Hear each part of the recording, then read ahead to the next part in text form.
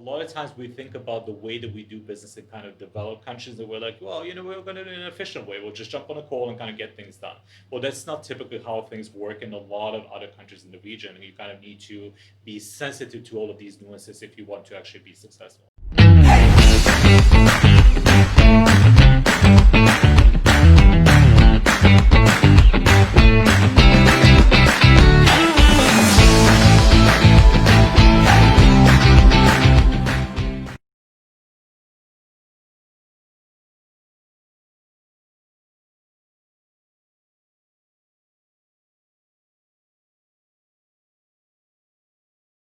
Ivan Jakovljevic, thank you so much for joining me. How are you? I'm very good. Thank you. Good to be here with you in Dubai. It's wonderful to be here in Dubai. So we have our whole new setup here. I've been doing this over Zoom for 250 episodes. I've done one episode in person. This is my second one, and I'm honored to do with you here in Dubai. Thank you for joining me. Absolutely great to have you here. Ivan, we're in the beautiful Emirates Tower. I don't think that we can really see it here, but I'm just gonna show it anyways. The incredible view of Dubai, a really phenomenal place of innovation. I've been shocked and blown away by what's happening in this place. Ivan, how did you get to Dubai? Because you've done Stanford Business School. You're originally from Serbia. You spent many years in Google.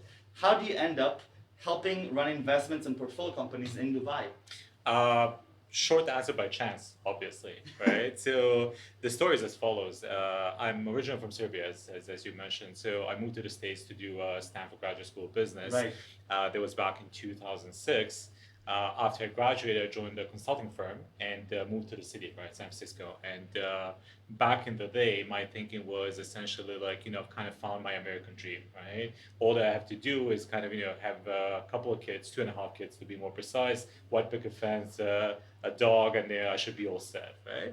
Except that somehow life worked out. So after a couple of years in consulting, in 2008, there was the global financial crisis and markets kind of started to rumble a little bit. And the firm that I was with at the time, they were basically they had a booming and thriving business here in the Middle East. They were looking for people within the system to kind of move temporarily to the Middle East to kind of help them essentially deliver on all the projects that they were able to sell. Right. So, before I knew it, I was basically like, what's the worst thing that could possibly happen? I've never been to the Middle East before, right? The only thing I knew about the Middle East was kind of from 6 o'clock news, and that was never a good thing for the most part, right? But I've been thinking like, it's like the land of eternal sun. Go there, go for a couple of years, make some tax-free money, repay my student loans, and before I know it, I was going to be back home, right? Or that's at least what I thought.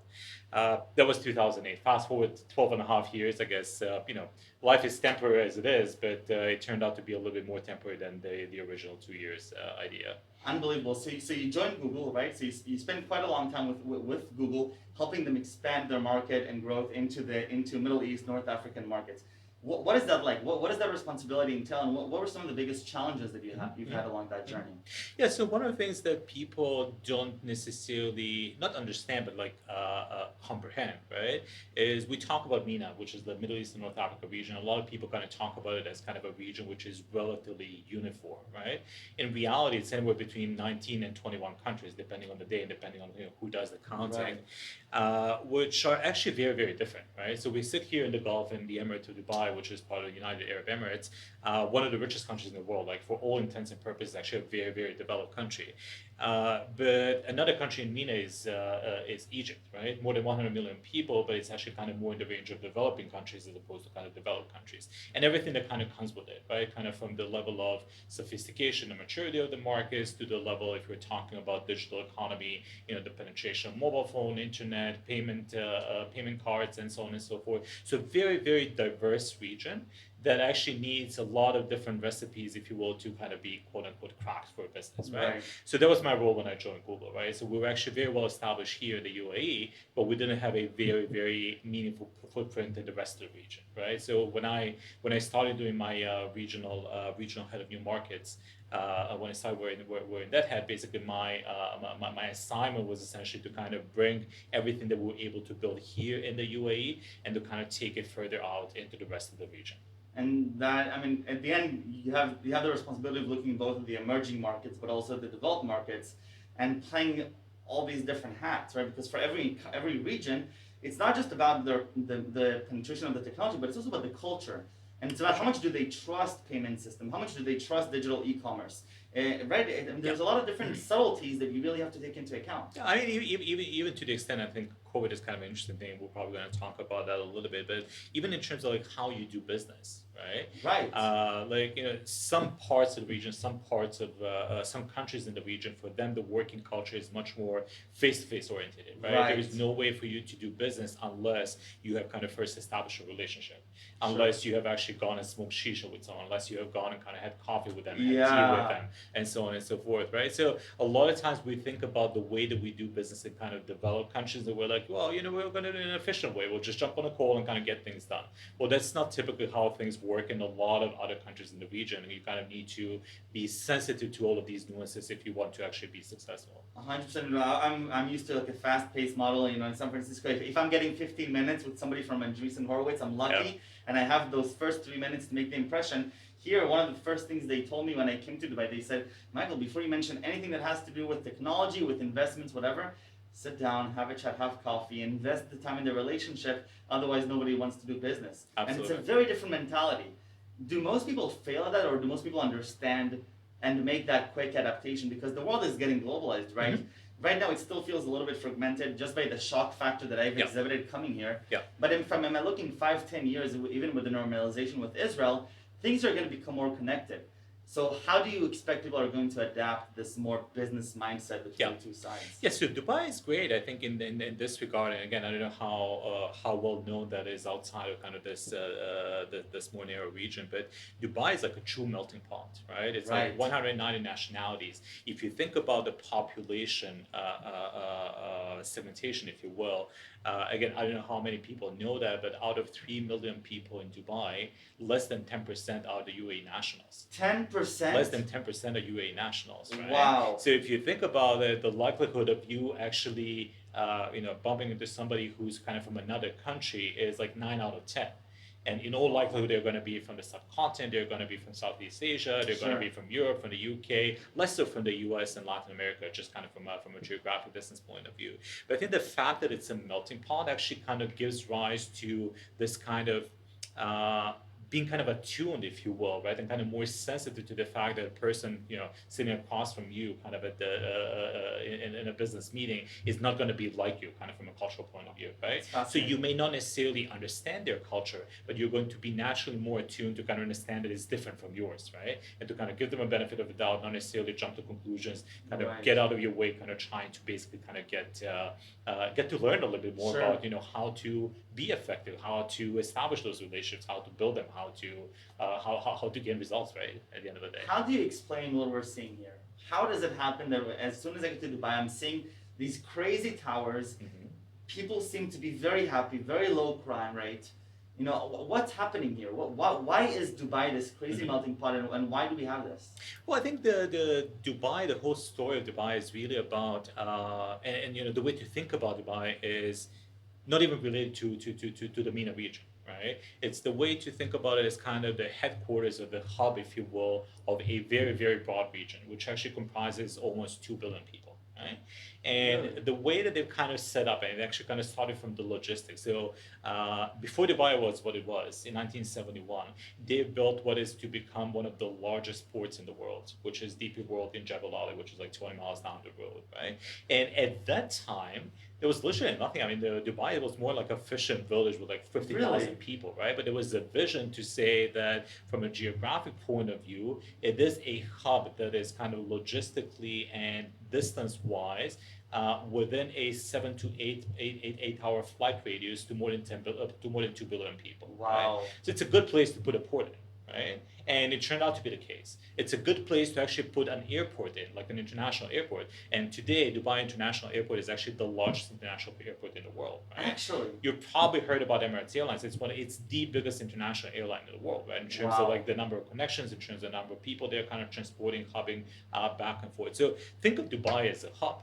Right. So if you then think about the broader region that Dubai covers as a hub, You have places like India, you have places like Saudi Arabia, you have places Right. like Iran, you have places like South and Eastern Europe, even the CIS countries, right? All kind of somewhat naturally gravitated towards a place that has established itself as not only a logistics hub, but also a hub that is very convenient and very safe to do business in, right? From kind of a safety and security perspective, but also kind of from a regulations perspective, because they put in a lot of kind of a very solid regulatory framework around, just kind of allowing you to do business with the rest of the region.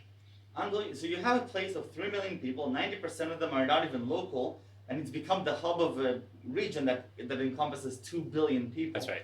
That's just unbelievable. I don't think that neither myself nor many of my friends that are actually understanding what's happening here. What's going to happen in the future? If you look at this whole region, MENA, the world, with Dubai as a hub, what's going to happen 20 years down the line? Because the world is becoming more and more globalized. I'm just experiencing it now because the two nations are normalized. Right. But what's going to happen in the future, do you think? Well, it's anyone's guess, right? At the end of the day, but I think the vision again, we're talking about the pre-COVID world. I think it remains to be seen what kind of wrenches the COVID going to throw into everything that's happening. But the whole underlying idea is that probably from this kind of a grand vision perspective, we're probably not even like 30% there. Right? Really? So again, like the emerging markets are the ones that are kind of up and coming, right? And we can provide them with talent, technology, financial and regulatory framework, right? What London and New York are for the rest of the world, Dubai aspires to be for this kind of part of the world in between Hong Kong and London, right? Wow. So all of these things, I think they've just scratched the surface of. And if you think about what is happening in Africa, for example, right, which is projected to have more than 1.5 billion people, right, all kind of emerging from poverty, and at some point, if these economies kind of start picking up, Dubai is perfectly positioned to actually kind of leverage and kind of profit off of that. So I think the vision still stands. Again, COVID and financial crisis, they're kind of throwing a couple of wrenches. But if you think about the macro trends, and if those macro trends continue, I think Dubai is very well positioned to benefit from. That's fascinating. I know that you have to go to you have a hard stop soon, but I have to understand a little bit about the tech ecosystem with investment. So right now you're leading chief development officer, part of STV, Saudi Group Technology Ventures, yeah. Saudi Technology Ventures. You're investing all across the Middle East and North Africa. Give me a little bit of an overview, because I know Silicon Valley pretty well. I know the United States and I know Tel Aviv. I don't know this region. What's happening here in terms of technology, and how does it fare in comparison to more of the Western world and what's happening there? Yeah. So listen, the market here, kind of from a startup point of view, is super nascent, right? So I'll give you just one way to think about it, right? In terms of the overall amounts of venture funding, right? U.S. probably stands at around 100 billion, give or take, right, per year. Places like India are at around 10 to 12 billion, give or take, a year, right? We are probably hitting our 1 billion mark only this year. Right? So kind of from an order of magnitude perspective, it's still super small and very, very nascent. And there are a number of reasons for that. I think one of the big reasons for that is that the economies here historically were essentially driven by large organizations, right? By the extraction of hydrocarbons. Sure. Obviously, one of the largest companies in the world, Saudi Aramco, is kind of the oil company that extracts oil from the ground, and so on and so forth.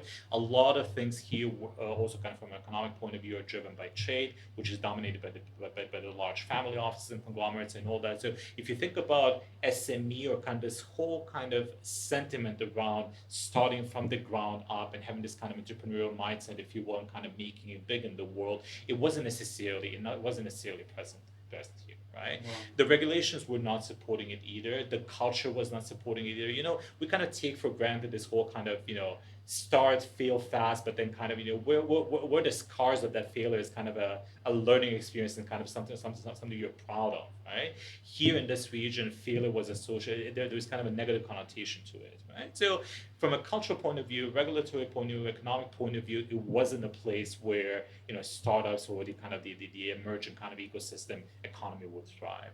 All of this is changing, and all of this is changing super, super fast, right? So again, I've told you about the $1 billion mark in venture funding, but it's actually kind of on the back of $50 million that was invested only 5 years ago, So right? it's So it's literally kind of it's hitting kind of this exponential growth. incredible. And the reason for me to actually move from Google to a place like STV, like with all kind of the branding differences and all Sure, this kind of the safety and all the other differences, is kind of looking at that opportunity as a Yeah. super nascent opportunity, right? Yeah. Essentially, what I was telling myself was, do I want to be there not only to witness it, but potentially participate in it, enable it? And the clear answer was yes, right? And basically, I told myself I was probably too late to do that in the Silicon Valley back in 2006, but I think I'm probably not too late here because it's just starting, and I wanted to kind of make a good use of that. See the exponential curve. Exactly. Ivan, I know we have to go. I'm keeping you very late, but thank you so much for joining me on this show. It's really wonderful, and I'm so excited to share this with my friends, with my family, and I already learned so much. Ivan, before we leave, I have to ask you the most difficult question, which I didn't prepare you for, so I'm sorry, but I need 3 words that you would use to describe yourself, or anybody at STV or in the MENA region would describe Ivan as. Interesting.